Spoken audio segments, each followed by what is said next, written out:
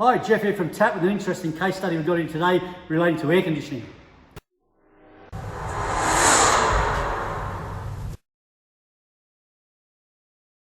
We're coming into the summer months now, so we've got air conditioning comes to the fore. Cars are coming in without air conditioning working.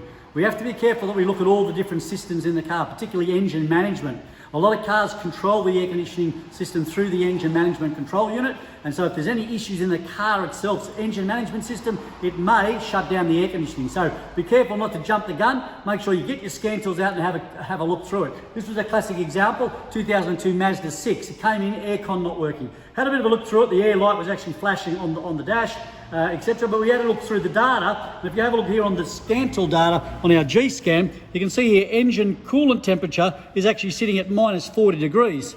Obviously that's not right. The car was at operating temperature when we checked this. And again, that's just highlighting there's a problem with the coolant temperature sensor or wiring or something along those lines. Because that had bad data going into the ECU, it stopped the air conditioning from operating. So again, have a look through your data, check your fault codes in all the different modules to make sure there's not something somewhere else in the system that's preventing the air conditioning from working. So just a quick tip when we're coming into summer. Again, for all the guys that are members, that was another one of our case studies on our website, a repair solution. So make sure you're utilising that repair solution database or our entire database to search for common things. So if you get something that you haven't struck before, go to the website, punch in a fault code, punch in a couple of keywords, Mazda 6 air conditioning, these sorts of things will come up. So utilise the database that you're a member of. If you're not a member, want to join up, go to tap.net.au and join the many thousands of other technicians that are sharing information, knowledge and experience. See you next time.